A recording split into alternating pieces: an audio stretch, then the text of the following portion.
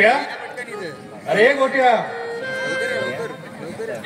गोट्या, अरे गोट्या, गोट्याचे कान फुटले की काय? गोट्या बाहेर आहे.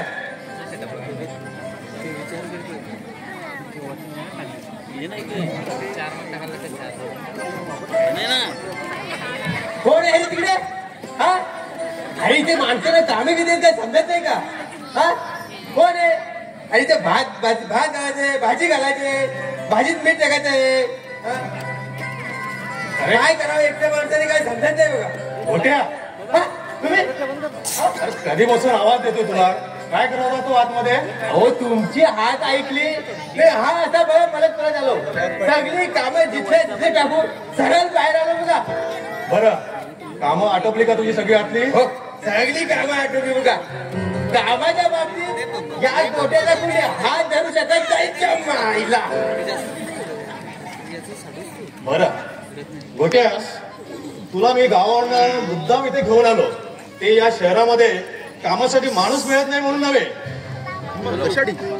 अहो, इथे माणसाचा तुटवडा कुठे आहे? सकाळीच बघा त्या कुडूच्या नाक्यावर अशी माणसं बसली असतात बघा. भरपूर माणसं आहेत. पण आजकाल बेकारी इतकी वाढली ना की गरिबांनी कशी जगावं हाच प्रश्न पडला मायला. अरे, मला माझ्या खास विश्वासातला मर्जीतला माणूस हवा होता म्हणून तुला मी इथे घेऊन आलोय.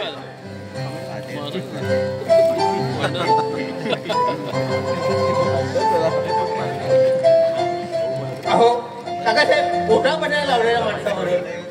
अहो काकासाहेब, पोटा पडायला लावलेल्या माणसाबरोबर गद्दारी करायला या गोट्याने काय मस्ती आले होय? गोट्या, तू जर इथं इमानानं वागलास तर तुझ्या आयुष्याचं सोनं होईल बघ. हा, पण जर तुझ्या वागण्यात मला गैर दिसला तर क्षणभरी इथे थारा मिळणार नाही तुला. नाही काकासाहेब, आता होणार नाही. तुम्ही मला पोटा पाण्याला लावला जो तुमच्या बरोबर गद्दारी कशी करणार मी? माझ्या पाठीमागे माझ्याबद्दल तुला कोणी काही सांगितलं तरी अजिबात विश्वास ठेवायचा नाही. तू इथे आल्यापासून बघतोयस ना, तो तुषार माझा सक्का पुतण्या, पण मी सांगितलं त्याला अजिबात पटत नाही.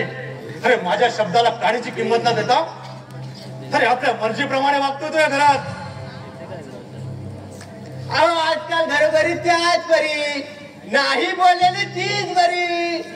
अहो, इथे सक्की पोरं आपल्या आई बाबाचं ऐकत नाही. तुम्ही तर त्याचे चुलते. मला आपलं वाटलं म्हणून बोललं, पण आपल्यासारख्या थोर समजतेच माणसाचं त्याला सांभाळून घ्यायला हवं. कसं सांभाळून घ्यायला हवं? अरे, सांभाळून घ्यायला हवं म्हणून तर आजवर त्याच्या वागणुकीकडे दुर्लक्ष करीत आलो मी. पण अलीकडे त्या नादान काटांच्या संगतीनं तो मला शहाणपणा शिकवायला लागलाय. अहो, आजकाल आजोबाला शहाणपणा शिकवण्यात पण ही 1.5 शहाणी काठी आहेत मी का? या जगात काही घडत असलं तर इथे माझ्या घरात मला कोणी शहाणपण शिकवलेलं अजिबात कपणार नाही मला. आणि तो नीट लक्षात ठेव, मी घरात नसताना इथे कोणीही आलं किंवा तो तुषारचा कोण कोण मित्र इथे येतो आणि ते काय बोलतात ते नीट लक्ष ठेवून ऐकायचं आणि मला सांगायचं. त्याची तुम्ही काहीही चिंता करू नका. सगळ्या बारीक सारीक गोष्टीवर हा गोट्या नीट लक्ष ठेवून आहे बघा. बरं गोट्या, ते जाऊ दे. महत्वाचं म्हणजे आज माझा जावई येणार आहे बघ. जावाई? हा, तेव्हा त्यांच्या समोर या घरातल्या गोष्टींचं प्रदर्शन होता कामा नये. अहो, पाहुण्यांसमोर आपल्या आबरूचं खोबरे घालायला कोणाला आवडेल का? पण काकासाहेब, माझी एक शंका आहे हो. काय रे? माझी शंका आहे हो एक. काय शंका आहे? हा गोट्या गावावरून आलेला असला ना तरी अगदी गावठी मामा नाही बरं. जावाई या अगोदर मुलीचं लग्न व्हायला लागतं हे समजण्या इतकं ज्ञान आहे मला. अहो, पण त्याच्यात तुमची एकुणची एक मुलगी म्हणजे जावाई येणार कसं काय हे मला समजलंच नाही बघा. अरे, काल परवापर्यंत आपल्या मावशीकडे होती ती पुण्याला शिकायला. कॉलेज सोडून इथे यायला फक्त 8 दिवस झालेत बघ. तेच म्हणतो मी, तेच म्हणतो मी, लग्न झालेलं नसणारा जावाई येणार म्हणजे अरे गोट्या, अरे आजकाल जावाई घरी यायला मुलीचं लग्नच व्हायला पाहिजे असं नाहीये. कलियुगाची किम्या हो, कलियुगाची किम्या. पोरं पोरे आजकाल लफडी करतात आणि पोरगी मात्र डायरेक्ट जावायला घेऊन घरी येते आई बाबाच्या पाया पडायला. शेवटी किती झाले तरी लफडेच ते हो. आपल्यासारख्या प्रतिष्ठित माणसाला असा लफडेबाज जावाई शोभेल का? अरे गोट्या, जावाई म्हणजे अरे माझा मित्राचा मुलगा सांगलीचा माजी आमदार श्रीमंत रावसाहेब दांडगे पाटील त्यांचा मुलगा आहे तो येणार आहे मेघाला बघायला. म्हणजे मीच त्याला 4-8 दिवस तिथे बोलून घेतलंय. एकदा का मेघाचं लग्न झालं की मी जबाबदारीतून मोकळा. तुमचं बरोबर हो,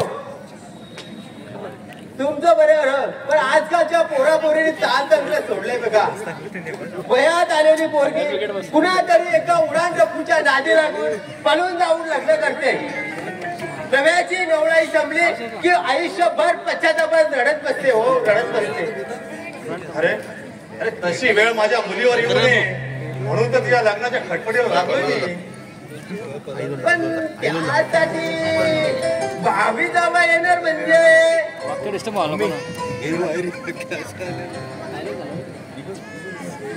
हो, त्यासाठी भावी जावा येणार म्हणजे लग्नाआधी तिथे येऊन राहणं चांगलं दिसत नाही बघा. अरे सगळ्या गोष्टी विचारात घेऊनच मी नंदूला इथे बोलवलंय. तो काय इथे एकदा आला की त्याची आणि मेघाची चांगली ओळख नक्की जमेल आणि एकमेकाच्या सहवासामध्ये प्रणय सुरा भावनेने एकमेकाची मनं जुळून येतील. हो, मग ते दोघेच म्हणतील आम्ही लग्न करतो काका साहेब. तुमची आयडिया बाकी एकदम टॉप आहे हा. एकही पैसा खर्च न करता तुमचा दावाही चालत येणार, हुंड्याशिवाय लग्न होणार. त्याने एकदम एखाद्याला पसंत केलं म्हणजे झालं. अरे अरे माझ्या मेघाला रस्त्यावर चोर सुद्धा पसंत न करे. अहो वाटेवरचा चोरच तो. आता फुकट मिळलेला माल काय सोडणार आहे काय? मोठ्या तू बोलण्यात पटाईत झाला सा. तुला सुद्धा इथं पाणी लागलं वाटतं. तसे नाही हो काका साहेब. मग मेघा त्याच्या पसंतीस उतरला पाहिजे तो मुलगा. नाहीतर आजकाल होते काय, आई बाबा आपल्या पोरापोरींची लग्न जमायची खटपट करतात पण पोरापोरी मधलं अगोदरच लफडी करून बसलेले असतात. अरे मेघा माझ्या शब्दाबाहेर जाणार नाही त्याची खात्री आहे मला. पण तरी तिच्या मनाला घ्यायचं म्हणून मला हे नाटक करावं लागतंय. बरं ते जाऊ दे. मोठ्या मी ते तात्या बोरकरांकडे जाऊन येतोय. माझ्या पश्चात तिथे कोण कोण येतंय ते नीट लक्षात ठेवून मला सांगायचं. चल येतो मी. त्याची काही काळजी करू नका, अगदी बिंदास राहा बघू.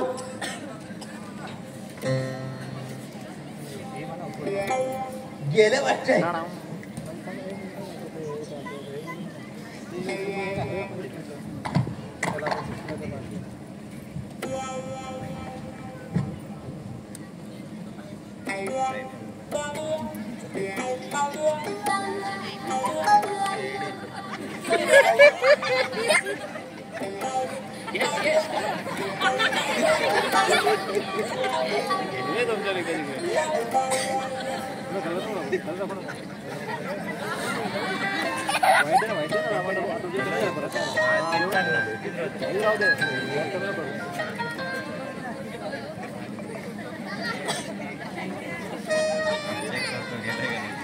काय करतो रे?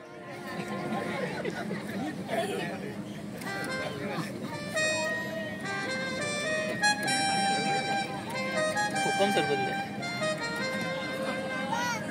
टाइट कर बघा चीज अप डाउन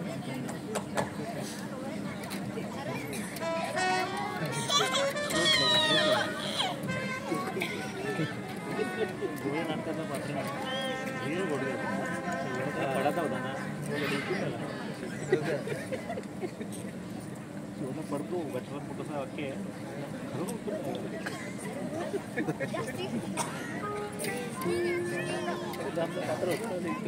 खरं परत बनवला ना टाइम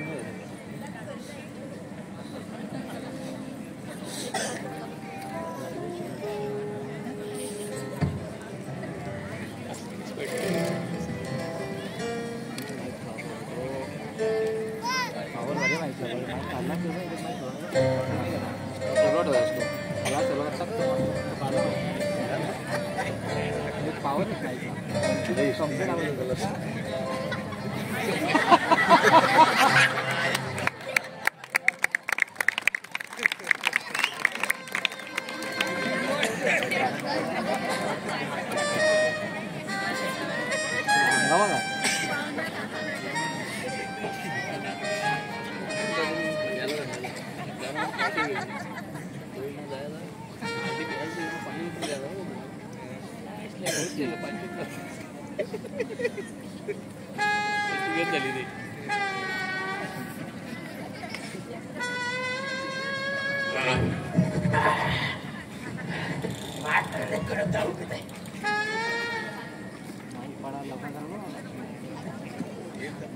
पाणी टाकायला पाहिजे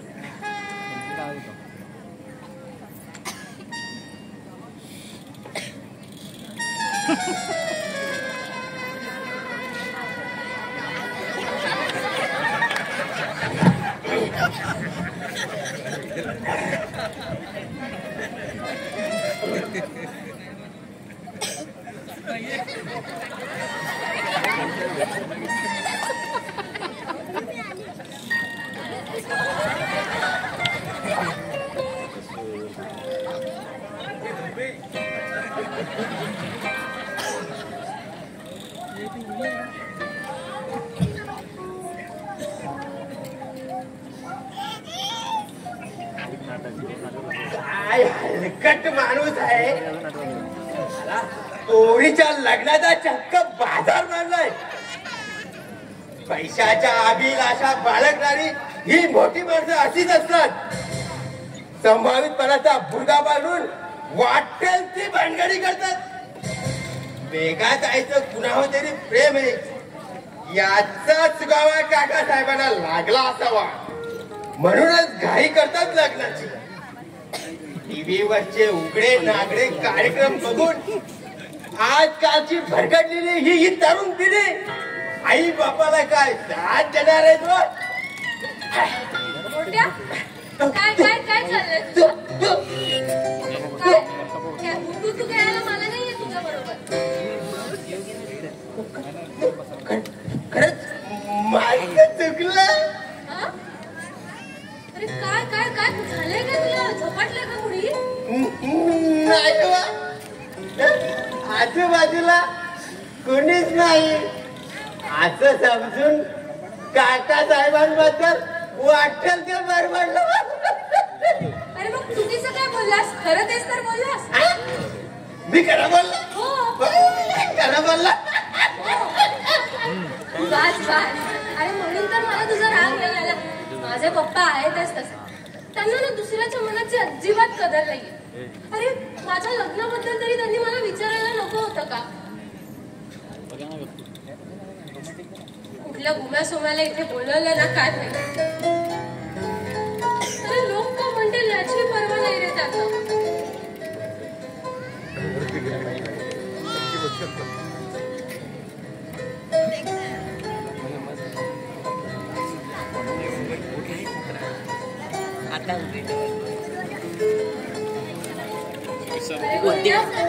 काय करायचं रे आता जर त्यांनी लवकर ठरवलं तर.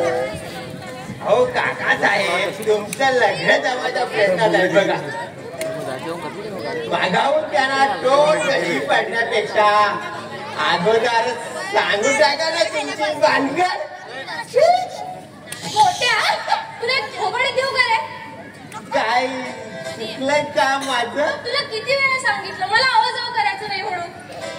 आहो आहो मी काम करतो इथे काका साहेब त्यांना कळलं ते काय म्हणतील. मग ते काय म्हणतील ना ते मी बघेन. पण यापुढे तुम्हाला आवाजाव करायचं नाही. अरे मला ते आजी झाल्यासारखं वाटतं. तुला आवडेल का मी लवकर आजी झाले तर. हो आजी होण्यासाठी अगोदर लग्न करावं लागतं. तेवढा करण्या इतकी अक्कल आहे मला, पण यापुढे लक्षात ठेव, मला ओ जाऊ करायचं नाही. तुमची नाही, तुझी इच्छा नसेल तर नाही म्हणणार. यापुढे नीट लक्षात ठेव. तर मी काय म्हणत होते की माझं ना एका मुलावर प्रेम आहे, आणि ही जर गोष्ट मी माझ्या पप्पांना सांगितली ना तर त्यांना ते आवडणार नाही, कारण त्यांना श्रीमंत जावई हवाय ना, आणि तोही हुंड्यासाठी. तोही हुंडा न घेणारा आता फुकट्या जावाई हवा. फुकट्या हे गोट्या, पण माझा देव खूप गरीब आहे रे, आणि त्याला नोकरी मिळेपर्यंत आपल्याला आम्हाला लग्न नाही करता येणार. बरोबर आहे. आणि काम धंदा नसलेल्या माणसाबरोबर लग्न करून खाणार काय? नगर दोंडे गोट्या, त्याला एकदा का नोकरी मिळाली ना की मग आम्ही ना पप्पांच्या संगतीची वाटच बघणार नाही. आम्ही दोघंही पळून जाऊन लग्न करू.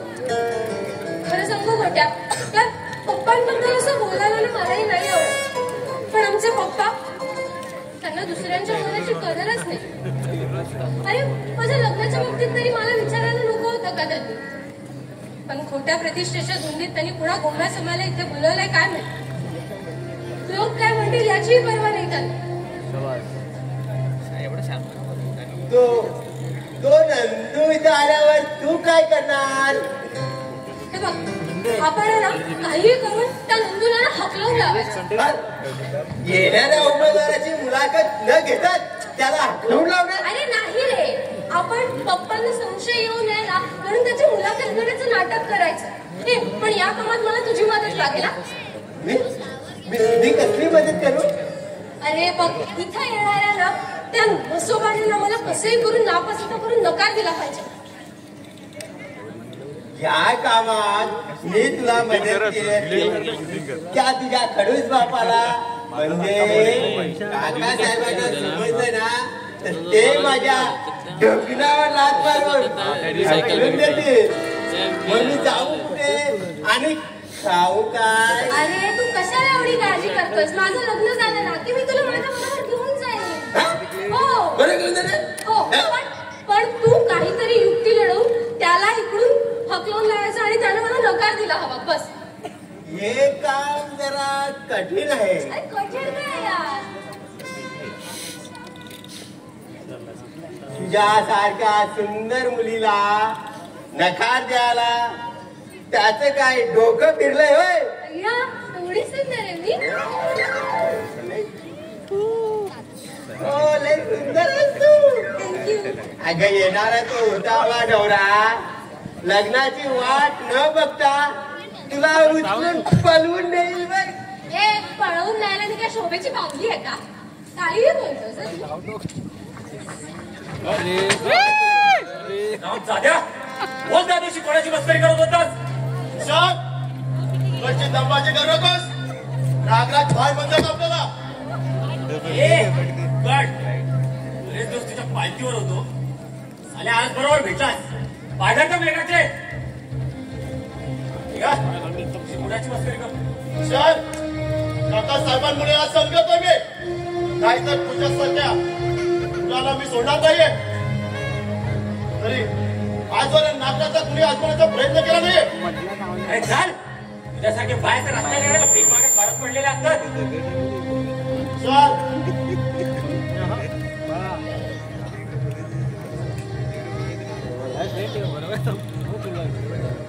अरे नादात माणसा, मेघाच्या जोडे पुसायची लायकी नाही तुझी. बरं झालं तुम्ही भाऊसाहेब. तुमच्या या पुतळ्याला नागराची लायकीच आहे. शोभाव आहे. तुषार, काय मानगडी? सांगितलं तरी माझ्या बोलण्यावर तुझा विश्वास थोडी बसणार आहे. मी विचारायला प्रश्नाचं सरळ उत्तर दे.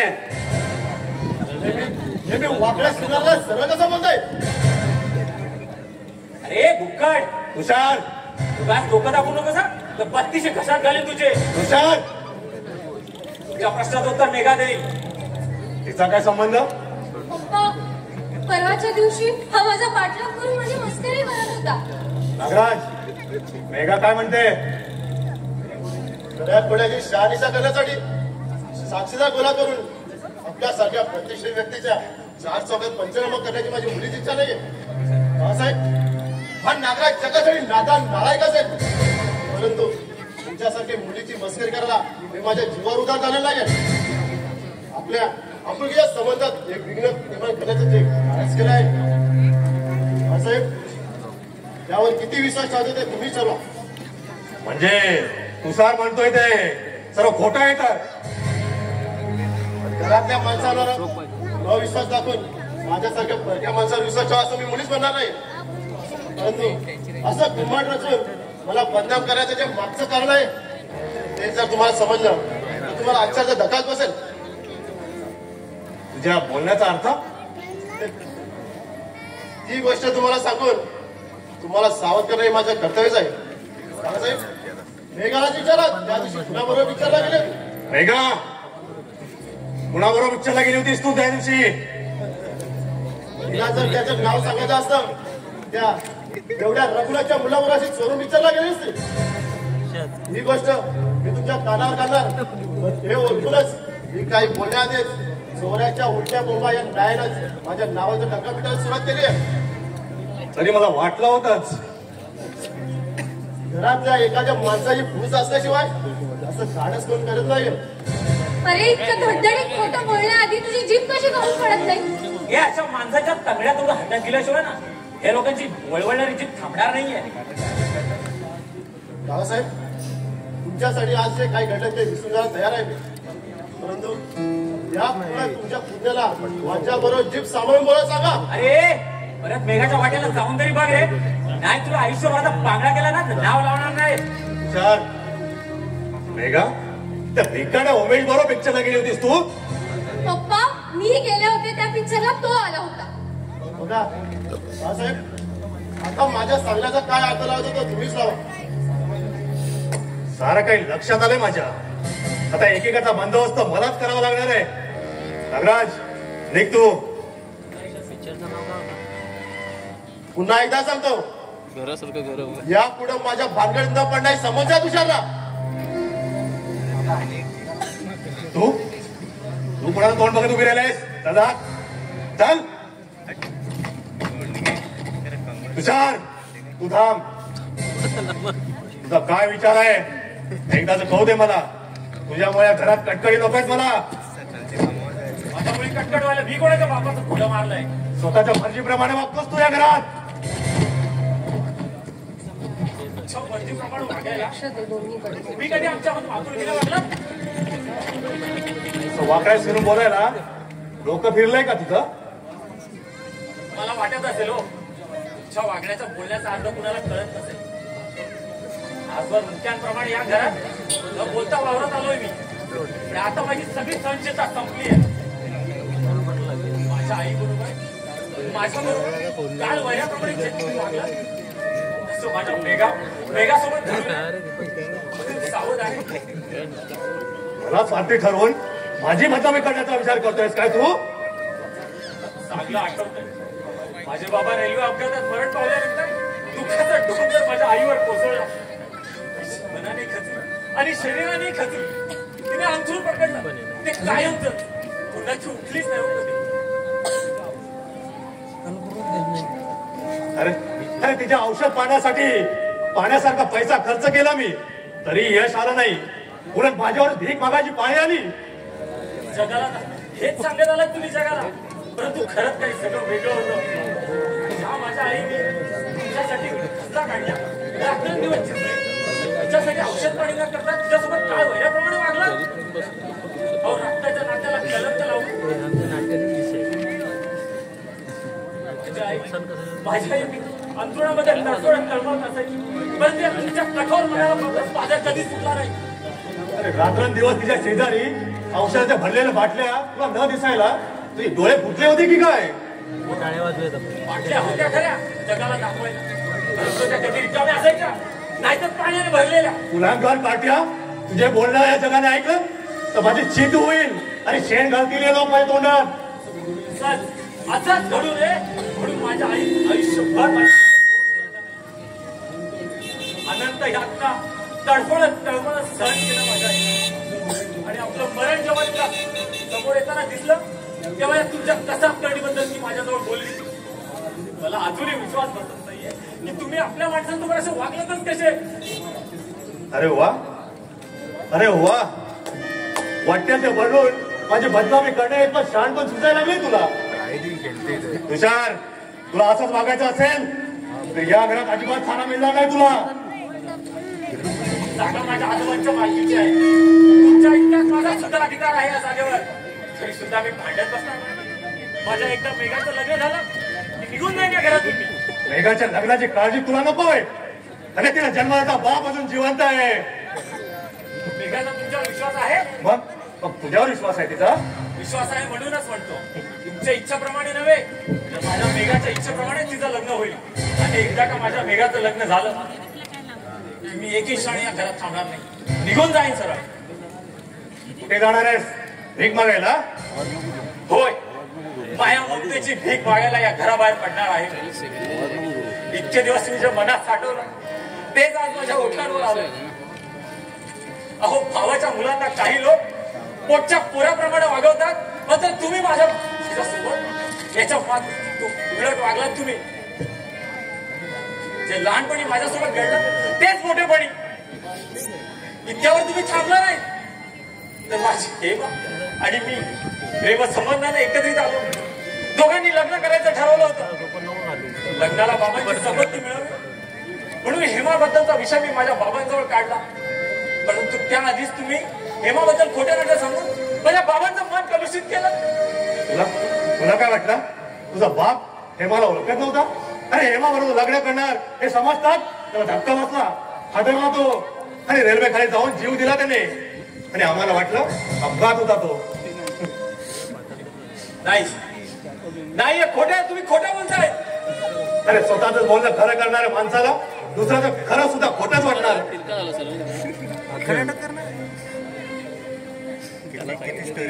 भावाच्या मरणाचा जाहीर पंचनामा नको म्हणून शांतपणे दुःखाचं कडू आतल्यात दाबून गप्प बसतो मी. तुम्ही गप्प बसला नाही. हेमानं माझ्या लग्नाला नकार द्यावा म्हणून माझ्याबद्दल तिला खोट्या सांगितलं. हेमाबरोबर तुझं लग्न झालं असतं तर ती या घरात येण्यापूर्वीच तुझ्या आईनं विष खाऊन जीव देण्याची प्रतिज्ञा केली होती. तुमच्या याच शब्दावर माझ्या भोळ्या बाबड्या सोबतचा हेमानं विश्वास ठेवला. आपल्यामुळे दुसऱ्याचा संसार उद्ध्वस्त होऊ नये म्हणून तिने प्रेमाचा त्याग केला. आणि शेवटी तुम्ही चुकवलेल्या त्या दारुड्या बरोबर तिच्या आईने तिचं लग्न लावून दिलं. काही वाईट झालं नाही तिचं, चुकी झाली विचारी. काका, हेमाच्या जागी आपली मेघा असती तर त्या दारुड्या बरोबर लग्न लावून दिलं असतं तुम्ही. त्या मनातलं तेच ओठावर आलं ना. अरे हेमाबरोबर तुझं लग्न झालं नाही त्या गोष्टीला सूड घेण्यासाठी मेघाच्या सुखात विघ्न निर्माण करण्याची संधी शोधतोय तो. पण एक लक्षात ठेव, हा बाप जिवंत असेपर्यंत तुझ्या प्रयत्नाला यश येणार नाही. माझ्या मर्जीनुसार मी पसंत करेन तोच माझा जावई होईल, लक्षात ठेव. अहो, भलत्याच भ्रमात आहात तुम्ही काका साहेब. यापुढे तुमच्या इच्छेप्रमाणे या घरात काहीच होणार नाही. माझ्या मर्जीनुसार काहीच घडणार नाही काय? मेघा, हे मेघा बाहेर आहे.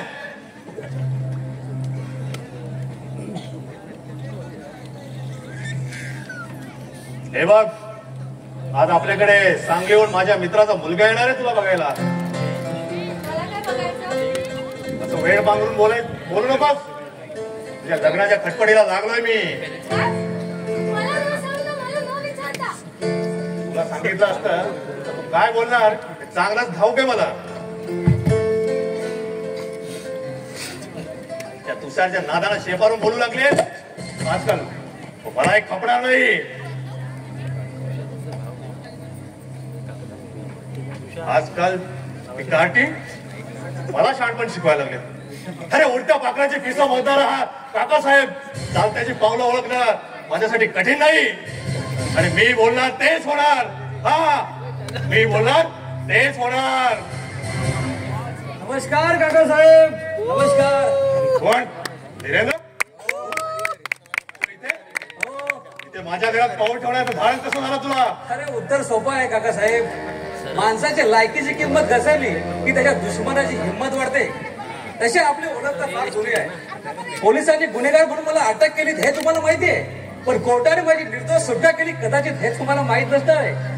अरे कोर्टाने तुझी निर्दोष सुटका केली असली तरी समाजाच्या नजरेमध्ये गुन्हेगाराचा चिपका लागलेला मानव आहेस तू, लक्षात ठेव. तुम्ही मला कितीही गुन्हेगार समजत असलात ना तरी तुषार माझा लहानपणापासूनचा जिवलग मित्र आहे, हे मात्र विसरू नका तुम्ही.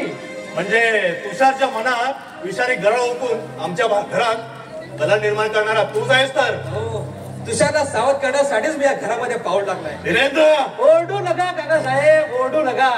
अहो ओरडून घर डोक्यावर घेतात तरी घाबरून पळून जाण्याच्या कमकुवत मनाचा राहिलो नाही मी. काकासाहेब, अहो दिवस जर गेला काला सर्प जसा 12 वर्ष आपल्या दुश्मनाचा पाठलाग करतात असं म्हणतात ना, त्या मनात मी तर काही दिवसात शिक्षा भोगून आले हो. तरी तुझी चरबी चढलेली नाही. अहो ऐकतं गिळाला मिळायचं ना तुरुंगा, त्या पोटाची चरबी वाढली आहे माझ्या. नीट आठवा काकासाहेब, आपण तिघाही एका क्लब मध्ये जुगार खेळायला बसलो होतो. जुगारात मी जिंकलो होतो. नागराकडे तुम्ही दोघं हरला होता. 50,000ची बाजी मारली होती मी, आणि त्यावेळी तुमच्याकडे तेवढे पैसेही नव्हते. 4 तासाच्या बोलीनंतर तुम्ही पैसे देण्याचं कबूल केला होता. पण माझा तुमच्यावर विश्वास होता, शब्दावर विश्वास होता, पण त्याआधीच तुम्ही माझ्यावर कट रचलात आणि त्या कटामध्ये नागराच्या धंद्यावर काम करायला पूनमलाही सामील करून घेतलं.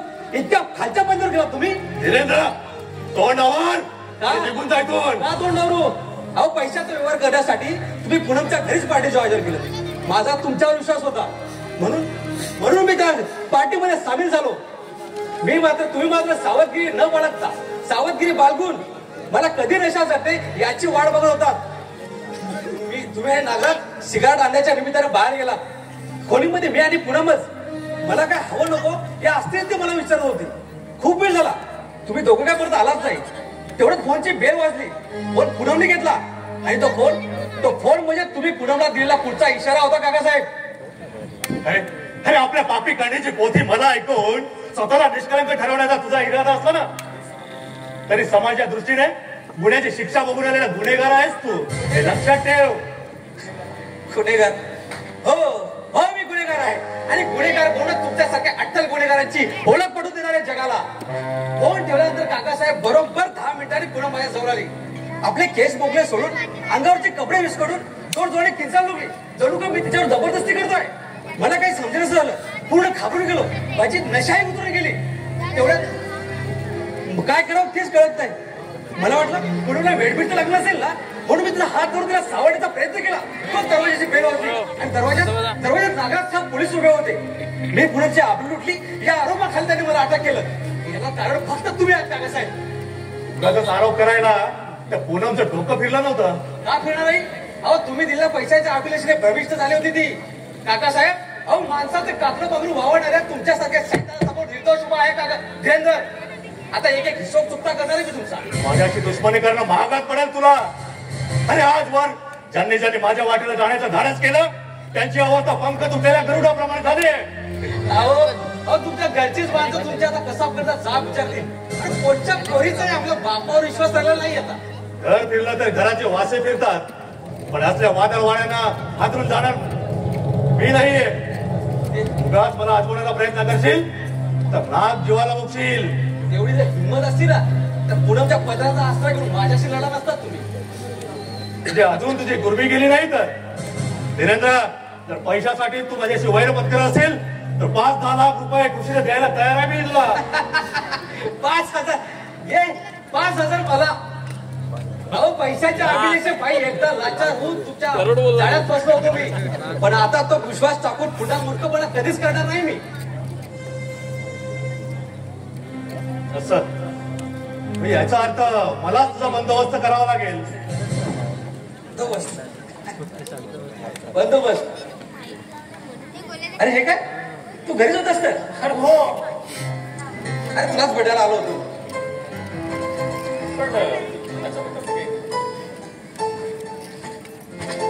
तुषार, मी इथे आल्यावर तुझ्या काकांना आवडलेलं दिसत नाही वाटतं. अरे माझा कोणी मित्र इथं आलेला त्यांना आवडत नाही. त्या विषयावर आपण सावकाश बोलू. चल बस बस. पण तू आज अचानक या घरात कसा का आलास? अरे खरं तर माझं इथे येण्याचं धाडसच होत होतं रे, पण खूप तुला भेटावंसं वाटत होतं म्हणून मी आलो. पण तुषार, मी इथे आले तुला जर आवडलेलं नसेल ना तर मी पाऊल टेकणार नाही. मी या घरातून लगेच निघून जाईल. तुला एक विचारू? हे बघ, काय विचार त्याचे स्पष्टपणे विचार. अरे मलाही माझं मन मोकळं करायचं कुठेतरी. अरे प्रत्येक जण माझ्याकडे समोरची रुपरीच बघतोय रे, पण सत्य काय आहे ते जाणून घ्यायचं कोणी प्रयत्नच करत नाही. तुझ्या धीरेंद्र, आपण दोघे एकाच शाळेत शिकलो. घरच्या अडचणींमुळे तुला शाळा अर्ध्यावर सोडावी लागली, ते मला माहिती आहे. परंतु तुझ्यात इतका बदल होणार असं कुणालाच वाटलं नव्हतं. अरे माझ्यावर अशी भटकण्याची वेळ येईल असं मला तरी कुठं वाटत होतं रे. सावत्र आईच्या जाचाला कंटाळून अर्धवट शाळा सोडली. पोटाची खलगी भरण्यासाठी पायाला फोड येईपर्यंत काम केलं मी तुझ्या. पण नियतीला काही भांडण नव्हतं. नकळत माझी पावलं वाईट वाटेवर पडली.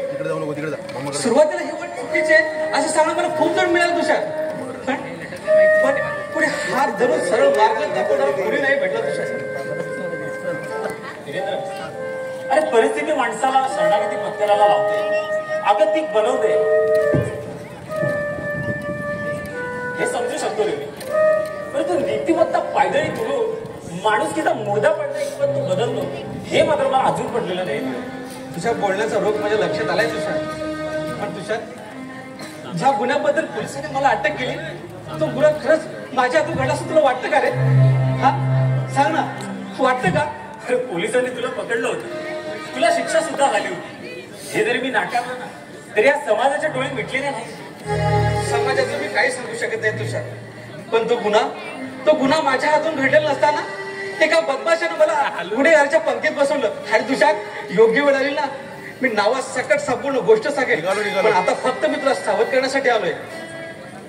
सावध करायला? हो, कारण या भागातील एक गुंड नागराज आणि तुझ्या काकाची गाढ मैत्री जमली आहे आणि ही मैत्री एक दिवस तुला गोत्यात आणेल तुझ्या. पण असं तुला काय वाटतं? कारण मी त्या दोघांनी चांगलं सुलभतोय आणि तुझ्याबद्दल मला आपुलकी वाटते रे, म्हणून मला बोलासं वाटतं. अरे परंतु कोणासमोर बोलू शकत नाही. अरे बोललं तर कोणाचा विश्वास बसणार नाही रे.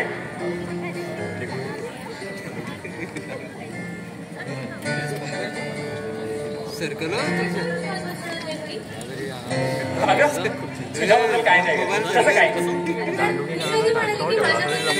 चिकन भेटला मला काही सांगायचं नसतं. तुला काय वाटतं?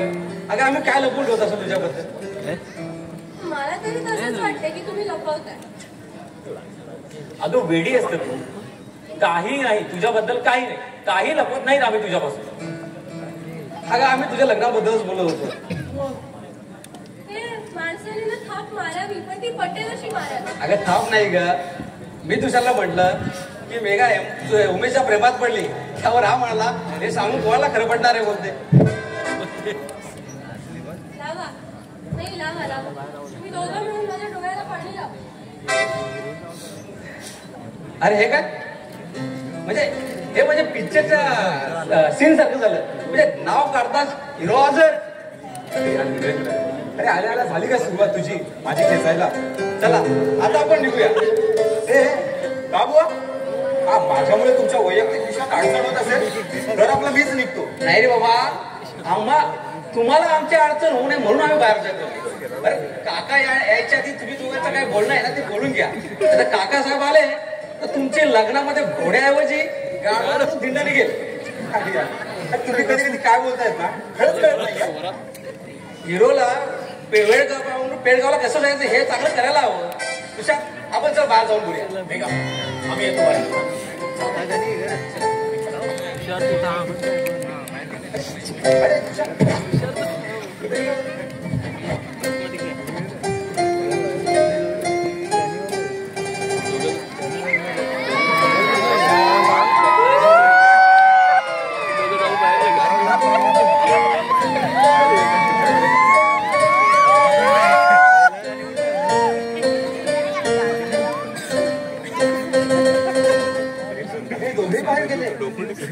हो, त्यांचा विश्वास आहे ना.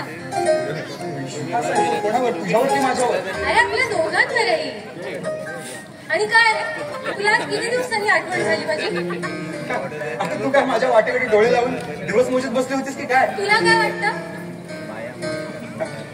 मला काय वाटतं ते मी कसं सांगणार ना. बेटा तुला खरं सांगू, मुळात खरं तर या घरात मला यायलाच भीती वाटते का? माझ्या पप्पांना घाबरतोस की काय तू? असा वेळेसारखा प्रश्न विचारू नकोस. तू पिक्चर नाही बघत का ग? अगं हिरोईनच्या वडिलांची लग्नाला परमिशन मिळेपर्यंत हिरोला हिरोईनच्या बापाला घाबरावंच लागतं. हे बाळाचा आता थट्टा पुरा. मला सांग, तू काय ठरवलंस आपल्या लग्नाबद्दल? कोण ठरवलं आपलं लग्न? जो टकल्या काका ना. तो कशाला आणण्यात इथे आला होता? तुझा सटकलेला पाटा फिट करायला, पण तू भेटला नाहीस ना. माझा अट्टा फिट करायला आला होता, पण त्याने तुझा अट्टा मात्र फिट केलेला दिसतोय. हे यार आता थट्टा मस्करी पुऱ्या. हे काही कॉलेजचं कॅन्टीन नाही, माझ्या पप्पांचं घर आहे. अरे वेगळा घर नको म्हणू. अरे तुला सांगतो, हिरोईनच्या बापाची झोपडी जरी असली ना, झोपडी तरी त्याला अगदी बंगला म्हणायचं असतं. हा, हिरोईन अगदी फळतूस जरी असली तरी तिला अगदी स्वप्न सुंदरी म्हणायचं असतं, नाही का? आता बास, मला माझ्या प्रश्नाचं उत्तर दे. तुझा प्रश्नच मुळात माझ्या खोपडीत घुसलेला आहे. अरे मी आपल्या दोघांच्या प्रेमाबद्दल बोलतेय. तुला माझ्याबद्दल काहीच वाटत नाही. तुझ्याबद्दल मला काय वाटतं ते सांगायला माझ्याकडे शब्द नाहीत. कधी कधी वाटतं आपण एकांतात भेटावं, पण बोलावं नाही का? पण तू शब्दच ओठावर येत नाहीत ग. भीती वाटते मला. भीती? कसली भीती वाटते तुला? भीती माझ्या परिस्थितीची. अगं माझ्यासारख्या एक आजव्यानं चंद्राची बरोबरी करण्याचं पहिलेलं स्वप्न सत्यात उतरेल की नाही याची भीती वाटते का मेघा? अगं कॉलेजच्या मनोमय वातावरणात सुलभ भावनेनं आपण एकत्र आलो खरं, पण तुझ्या जन्मदात्यांबद्दल मी जेव्हा जेव्हा ऐकतो ना मेघा, मनात डोक्यात विचाराचा काहूर उठतो ग माझ्या. तुला माझ्यावर विश्वास नाहीये का? तुझ्यावर विश्वास आहे ग माझा, परंतु आपण मावळतो त्या समाजावर, तुझ्या पप्पांवर विश्वास नाही माझा. माझे बाबा एकेकाळी तुमच्या गावाकडच्या शेतावर मजूर म्हणून काम करायचे. आणि साहजिकच आहे मेघा, तुझ्या पप्पाचा माझ्याकडे बघण्याचा दृष्टिकोन हा त्या गांजाडूचं पोहर असाच झालेला आहे ना ग. आणि माझे बाबा तर आता व्यसनाच्या इतक्या आहारी गेलेत की आमच्या गावाची लोक त्यांना दारू द्या, गांजाडू एवढा म्हणूनच संबोधतात ग. मग मला सांग वेगळा, अगं माझ्यासारख्या कबल्ल व्यक्तीचा तुझे बाबा जावई म्हणून स्वीकार करतील असं मला नाही वाटत. अरे पण माझ्या पप्पांच्या विरोधाचा मी विचारच केला नाही असं तू समजू नकोस. मी माणसांना ओळखते आणि माणुसकी जाणते. नाही मेघा तुझं. अगं पैशावाल्याच्या जगामध्ये माया, ममता, माणुसकीला काडीचीही किंमत नाही ग. त्यांना दिसतो तू फक्त पैसा आणि पैसाच. बरोबर आहे तुझं. माझ्या आयुष्य पश्चात पप्पांकडून मला मायेचा ओलावा कधी लाभलाच नाही. कळायला लागल्यापासून बाहेर मैत्रिणींमध्येच तोंड रमवण्याचा प्रयत्न केला, पण दारुच्या पहिल्या पहिलीवर तुझी भेट झाली आणि माझ्या निराशमय आयुष्यात आशेची नवी पालवी सुटली. तुझ्या मनाची तळमळ तुझ्या पप्पांना कळणं कठीण आहे. माणसापेक्षा त्यांना किंमत वाटते ती पैशांची, खोट्या प्रतिष्ठेची. एखाद्या श्रीमंताचं कार्ट म्हटलं ना तर ते वेळ जरी असलं तरी त्याच्याबरोबर लग्न लावून देताना मागे पुढे बघण्यात वेगळे म्हणूनच तुझ्या तुम्ही वाट बघते. आज न उद्या तुला नोकरी मिळेल आणि नाही मिळाली तरी आपल्या संसाराला हातभार लावण्यासाठी मी स्वतः नोकरी करेन. मेघा, आता तशी वेळ मी तुझ्यावर येऊच देणार नाही. पण प्रश्न आहे तो फक्त तुझ्या वडिलांच्या संमतीचा. आता त्यांच्या संमतीविना आपण जर लग्न केलं तर मला नाही वाटत ते आपल्याला सुखाने जगू देतील. अगं एवढंच काय, अगं आपल्या लग्नाची कल्पना सुद्धा त्यांना मान्य होणार नाही. मेघा, मला समजले तुझ्यासाठी स्थळ बघायला सुरुवात केली तुझ्या पप्पांनी. मग घाबरलायस का? हे बघ उमेश, तू काही काळजी करू नकोस. त्या गोम्या सोन्याला ना इथून काही करून मी हात हलवत पुन्हा परत पाठवणार. अरे भाई माझा पाठीराख आहे आणि मी भाईच्या भरवशावरच सांगते की मेघा जर लग्न करेल ना तर फक्त आणि फक्त तुझ्याशी, नाहीतर मी आयुष्यभर अविवाहित राहील. तू दाखवलेलं विश्वास नाही नोकरी मिळाली तरी माझ्या राणीला खुश करण्यासाठी कुठेही प्रयत्न केले.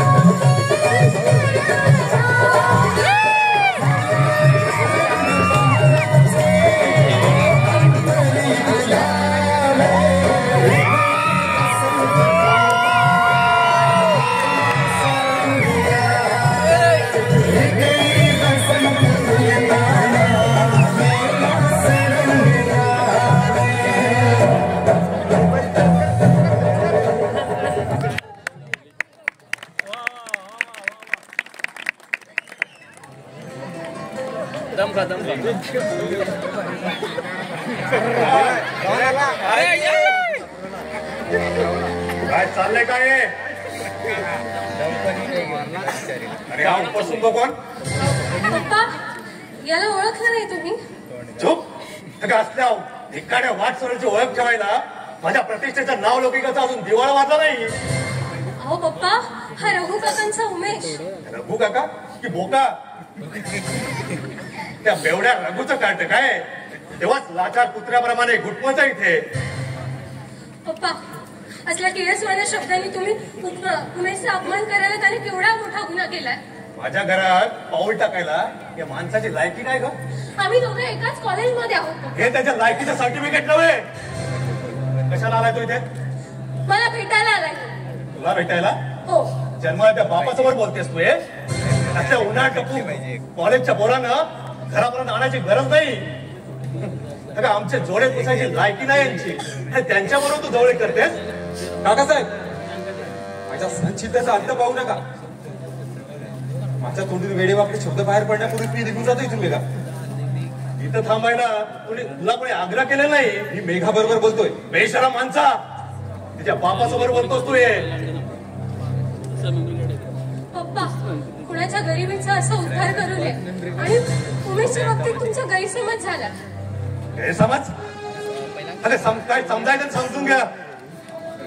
हा माणूस हाती भिकेची जोळी घेऊन लोकांच्या दारोदारी भीक मागत फिरला ना तरी कोणी भीक घालणार नाही याला. तरी अशा माणसावर तू संबंध ठेवतेस? ऐकून घेतो म्हणून वाटेल ते बोलतात काकासाहेब तुम्ही. अरे अरे तुझ्यासारख्या उन्हात टापू भिकटाड्या पोरांची आजकाल धंदाच झालाय. श्रीमंत घराण्यातल्या एखाद्या मुलीला खोट्या प्रेमाच्या जाळ्यात फसवायचं आणि पैशाच्या अभिलाषा पायी तिचा ब्लॅकमेल करून तिला आयुष्यातून उठवायचं. माझ्यावर असे नाहक आरोप करताना स्वतःवरून जगाची परीक्षा करू नका तुम्ही काकासाहेब. अरे तुझी कसली परीक्षा करायची रे? अरे भाकरीच्या लाचारीसाठी भाकरीच्या तुकड्यासाठी लाचारीने हात पसरणार त्या रग्याचं कार्ट हेच लायकी नाही तुझी. पप्पा उमेश तुझा ऐक. नाही तर धक्के मारून टाकावं लागेल तुला. अरे हो नीट लक्षात ठेव. यापुढे जर मेघाशी संबंध ठेवलेला मला कळलं तर गाठ माझ्याशी आहे. काकासाहेब पैशाने जरी गरीब असलो तरी मात्र श्रीमंत आहोत. पण एक गोष्ट लक्षात ठेवा काकासाहेब, तुमच्या डोल्यावर चढलेली ही श्रीमंतीची धुंदी उतरवून नाही तुम्हाला माझ्या पायापर्यंत यायला लावलं तर नाव नाही घेणार काकासाहेब. धिक्कारला साला मला धमकी देतो. तू कशा उभी राहिलीस तिथे? जात जा. आणि हो हे बघ तू नंदू आज इकडे येणार आहे किंवा चांगले कपडे घालून तयार राहा आणि नीट बोल त्याच्याशी. जात आणि गोट्याला पाठवून दे.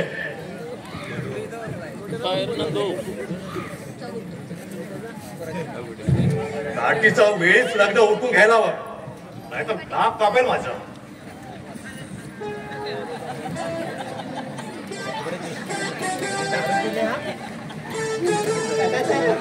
मला बोलवलं इकडे कसा पुढे ये इकडे.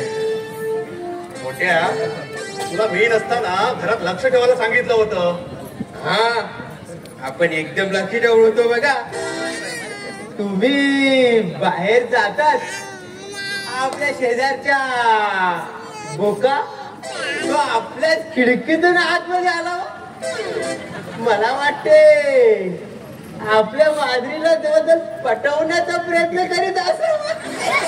अरे मूर्ख आहेस का तू? अरे मी बोक्याबद्दल नव्हे माणसाबद्दल विचारतोय.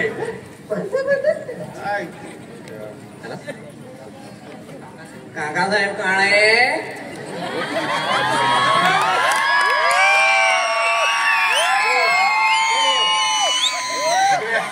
या इकडे.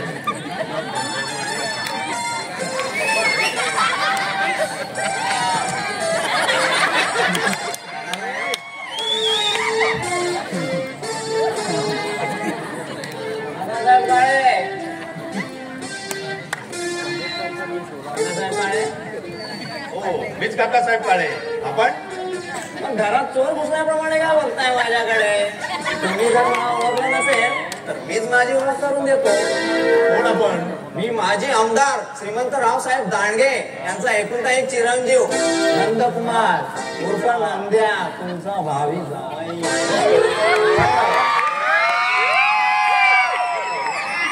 म्हणजे तू सांगलीवर आलास तर? म्हणजे काय? अरे नंदू, किती बदल झाला रे तुझ्यामध्ये. लहानपणी बघितलं होतं तुला मी. अहो 15 वर्षापूर्वी तुम्ही मला बघितलं होतं तेव्हा माझ्या होटावर मिशी नव्हती. आणि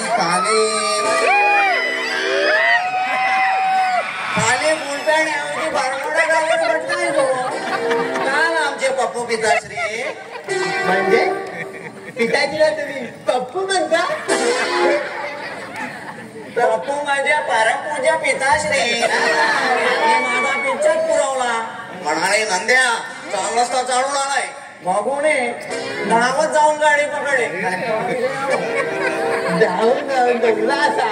या आराम करा. बसण्यापूर्वी तुम्हाला मुजरा करतो हा. ही आमच्या घराण्याची शिस्त बरं का. केव्हाही कुठेही वापायचं.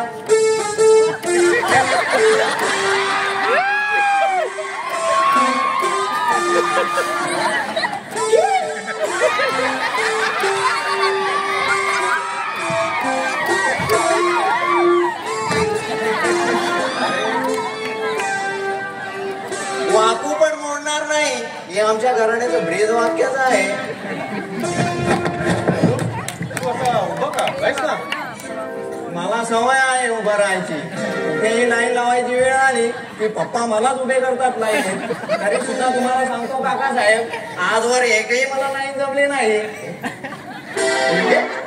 तरुण पोरीवर नाही.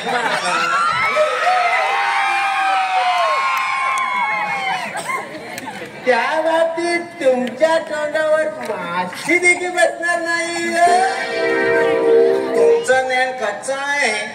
ज्याच्या चेहऱ्यावरची माशी उठत नाही अशा तरुणांना जर तरुण पोरीवर लाईन मारायचं ठरवलं तर त्याच्या चेहऱ्यावरची माशी सोडून सगळं काही उठतं. डोळे आपापली कामे करतात. मला वाटलं की ते तुम्हाला म्हणून सांगतो मी माझ्या मनात भरलेल्या पोरीला चक्क डोळा मारला. हो पुढे काय झालं? त्या पोरीने सुद्धा लगेच प्रतिसाद दिला. फक्त डोळा मारण्याऐवजी पायातली सँडल फेकून मारली. अरे मोठ्या, आज जो मेघा काय करते बघ जा तिला पाठव बाहेर. मेघा नटणं चालू असणार. हल्लीच्या मुलींच्या नटण्या मुरडण्यातच वेळ जातो. प्रत्येकीला वाटतं आपणच रंबा, आपणच नाही, आपणच उर्वशी. ही बघा, ही आमची मेघा. मेघा आमचं स्थळ.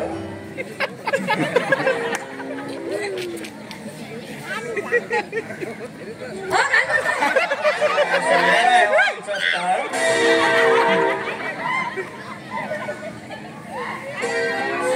मेरे दिल में कुछ कुछ होने लगा है. मी कसला मनाला लावून घेतो तसे मी दगडच आहे. आमचे पप्पू पिताश्री नेहमी म्हणतात नंद्या तू निर्लज्ज सदा सुखी आहे. अरे मग तुला पप्पांचा राग येत असेल ना. अहो वडीलधाऱ्या माणसांचा कसला आयला बोलण्याचा राग. आज आई वडील बोलतील उद्या बायको बोलेल. रात्रीच्या वेळेला बायकोला मी मुळेच बोलून देणार नाही. रात्री काय तुम्ही जॉब वगैरे करता का? काय खोळ्यासारखा प्रश्न आहे. आता रात्र काय बोलण्यासाठी असते. रात्रीच्या वेळेला आपली झोप मोड केली आपल्याला मुळीच आवडत नाही. माझ्या बोलण्यावर माझा स्वभाव कसा वाटला. अतिशय खोडचट स्वभाव म्हणजे अतिशय सहनशीलता आहे तुमच्या सोबत. म्हणजे रात्री बायकोने 2 थोबाडीत जरी दिल्या तरी तुम्हाला काहीच फरक पडणार नाही. तो आमचा वडलोपार्जित गुणच आहे. आमच्या मातेशी बोलायला लागल्या की मांजराला बघून उंदीर जसे बिळात घुसतात ना तशा आमचे पप्पू पिताश्री घराबाहेर पडतात. पण ऐका ना, लग्नानंतर आपण मुळीच परतायचं नाही का बरे? म्हणजे तुम्ही मला पास केल्यात? मला वाटलं लग्नाच्या फारच रखडलेलं दिसताय तुम्ही. माझ्यासारख्या बावळटाला तुम्ही एका झटक्यात पास कराल. आयुष्यभर बायकोच्या तलावर नाचणारा नवरा हवा असेल तर असे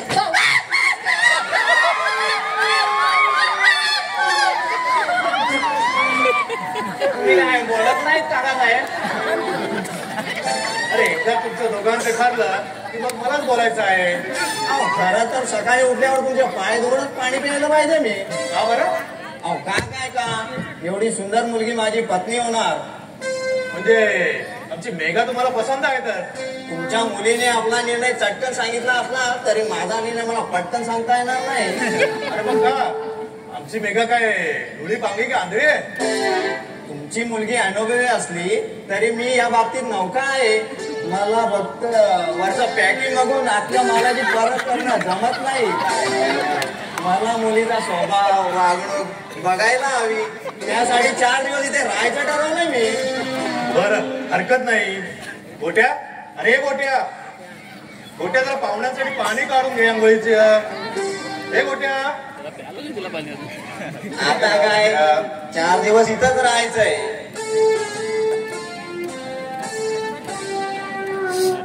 गोट्या, अरे ये गोट्या.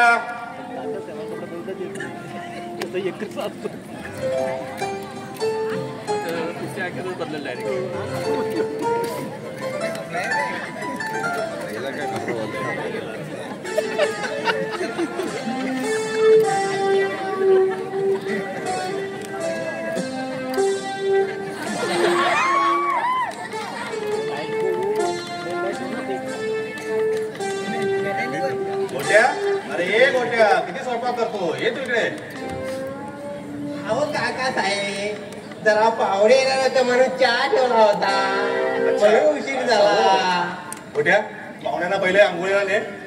जा नंदू, जा तुम्ही. आपण आंघोळ केल्यानंतर निवांत बोलूया. आता काय 4 दिवस इथेच राहणार आहे.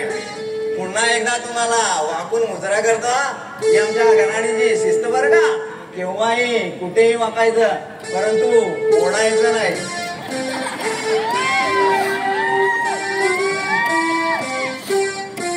लग्नानंतर तुम्हालाही वाकावं लागेल. चला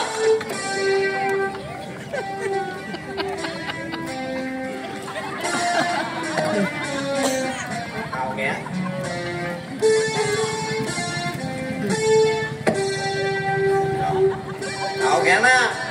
आओ घ्या. आओ घ्या. आओ घ्या. आओ घ्या. मला मानापणाचं काय माने.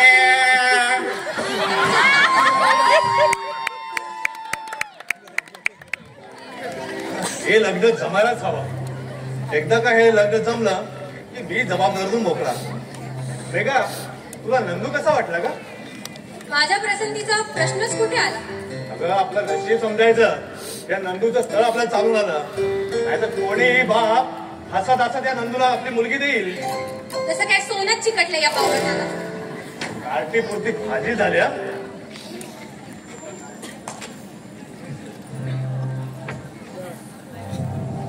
तुला बजावून सांगितलं असता नाही त्या धीरेंद्रची संगत करतोयस तू. काय बिघडलं त्याची संगत केली तर? उलट मला प्रश्न विचारतोस. तर फुकटचं ज्ञान मिळते म्हणून चरबी वाढल्या तुझी. आता उपाशी मेल्याशिवाय जगायचं कसं हे कळणार नाही तुला. चांगलंच समजलंय मला. म्हणूनच प्रत्येक पाऊल सावधगिरीने बाळगतोय. धीरेंद्राला तुमच्यामुळे शिक्षा झाली हे समजलंय मला आता. तुषार, ओरडून एक घर जरी डोक्यावर घेतलं ना तरी गप्प बसणार नाही मी. त्याच्या नाताला कलंक लावून जी माणुसकी तुम्ही पायदळी तुडवत ना त्याच माणुसकीच्या जोरावर मी आज या घरची नाती जपणार आहे. मोठ्यांचा मान राखून आजवर मी बोलायचं टाळत आलो. परंतु आता गप्प बसणार नाही. फुकटचं खातो नेहमी मला हिणवत आलात ना. अहो फुकटचं खात असेल मी पण ते माझ्या बाबांच्या कमाईचं. अरे वा, बाप कमाईचा साक्षात्कार घडवणारा कोणीतरी गुरु भेटलो वाटतं तुला. तर सगळ्यांना माहिती आहे तुझ्या बापाचा कर्तृत्व. त्याच्या दिवस कार्यालाही कर्ज काढावं लागलं होतं मला. त्यानंतर गावची जमीन जागा विकलीत. माझ्या बाबांच्या सर्व्हिसचे विम्याचे पैसे कुठे गेले ते तुम्ही तर आम्हाला सांगितलं नाही आणि आम्ही तुम्हाला विचारलं नाही. स्वतःच्या अपराधांवर पांघरून घालण्यासाठी नेहमी तुम्ही दुसऱ्याला दोष देत आलात आणि आता तुम्हाला कोणी जाब विचारू नये म्हणून मी हे घर कधी सोडून जातो याची वाट बघताय. परंतु असं होऊ देणार नाही मी. जा नाही तर ना. तर तुला या घरात राहायचं असेल तर त्या धीरेंद्र बरोबरची संगत सोडावी लागेल तुला. मलाही त्या नागराज इथं आलेला खपणार नाही. म्हणजे सरळ सांगून तू ऐकणार नाहीस तर नाही. लहान होईल पोर वयातल्या त्या शब्दांवर माझा कोणी विश्वास ठेवला नसता म्हणून गप्प बसलो मी. परंतु आता मात्र गप्प बसणार नाही. माझ्या बाबांच्या पश्चात माझ्या विम्याची रक्कम गावच्या इस्टेटीचे व्यवहार माझ्या आईच्या सहीशिवाय शक्य नव्हते. तरी सुद्धा तुम्ही माझी आई बेशुद्ध अवस्थेत असताना तिच्या सह्या घेतल्यात तुम्ही. गुलामगार देवट्या कोणी सांगितलं तुला हे? त्यावेळी आपल्या खांदावळीत असणाऱ्या तुमच्या मेवण्यानं म्हणजेच माझ्या मामानं आणि माझ्या आईने सांगितलंय मला. म्हणजे मरता माझी बदनामी करण्याची दुर्बुद्धी सुचली तिला. तिच्या कानात माझ्याबद्दल विषारी गरळ ओकून गेलास तू. म्हणूनच तर वेळीच सावध झालो. यापुढे तुला तुझ्या मर्जीनुसार वागायचं असेल तर घराबाहेर कसा वागलास तर मी विचारणार नाही. पण इथे या घरात माझ्या मर्जी बाहेर वागशील चांगल्या करून कायमचा पांगड्या करून ठेवेल तुला. पोचावं लागलं तरी परवा करणार नाही मी.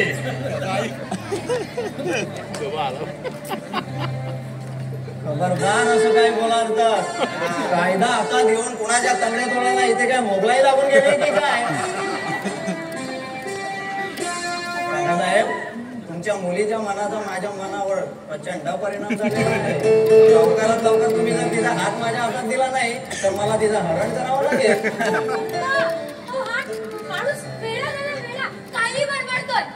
वेळा मी नाही तुझे हे पप्पू पिताश्री माझ्या परमपूज्य जन्मदाते फार वेडे आहेत. या घरात शुभ कार्य जुळत असताना कुणाच्या तंगड्या तोडायला बुद्धी सुटावी हे कशाचे लक्षात समजावं. ए बाबा आता गप्प बसायला काय घेशील?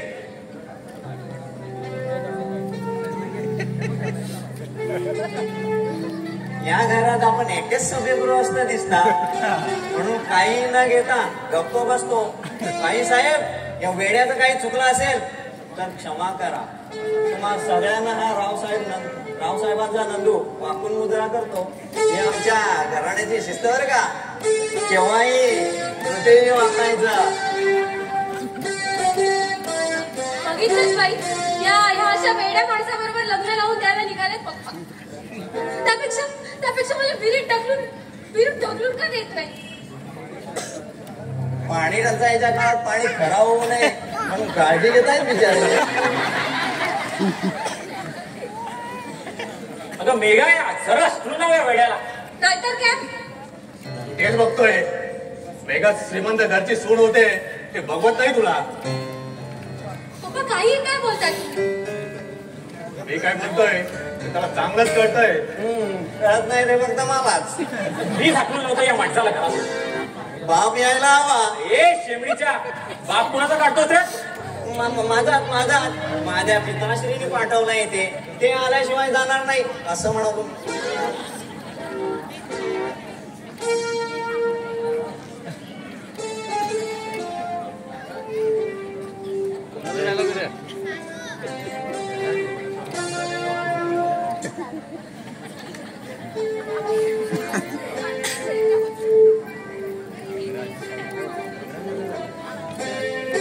बाबांना बोलतो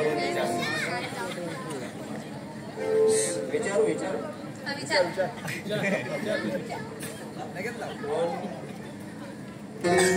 ट्रेन मध्ये मारला वाटतं. आता आठवतं या माणसाला.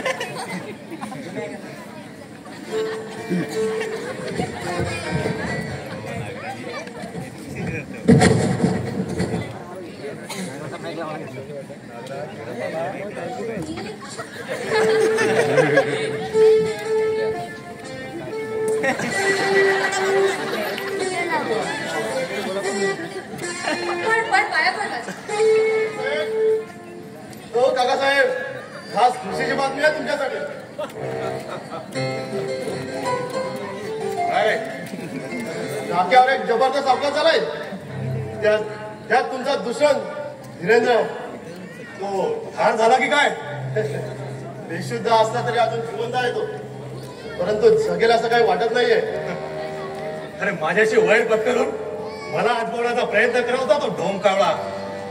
अरे माझ्याशी दुश्मनी करणारा असाच रक्तबंबाळ होऊन पाण्याच्या थेंबाशिवाय रस्त्याच्या कडेला तडफडून मरायला हवा. पप्पा असं अभद्र बोलू नको. मी धीरेंद्रला भाऊ मानलंय. आता माझ्या बदनामीचं गाव उतरणाऱ्या गाव उद्याला भाऊ म्हणायला त्या आजूबाजूच्या आपल्या बायका वाहन झाल्या की काय?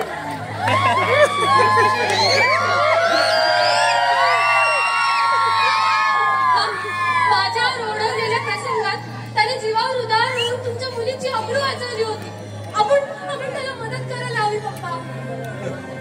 तुझंही बरोबर आहे. कुणी आपल्यावर उपकार केले तर त्याची आठवण ठेवायला हवी. आपण ही मदत करू त्याला. पण तो ठार झाला त्याच्या पैशाचा सगळा खर्च करून राहण्याने जाऊ त्याला. परंतु सापाला दूध पाजून जीवनदान देणार नाही मी. पप्पा इतकं कठोर तुम्हाला बोलवतं तरी कसं? म्हणजे रस्त्याच्या कडेला तडफडत भरून पडण्यापेक्षा जागच्या जागी ठार झाला तर सुखाचा मरण आहे त्या बिचाराला. भाई अरे काय बोलता येते? नको काळजी करूस. नाही या जगात सगळ्यांनी माणुसकी नाही सोडलेली. मी धीरेंद्राला वाचवण्यासाठी मी माझ्या जीवाचं रान करीन. नको काळजी करूस.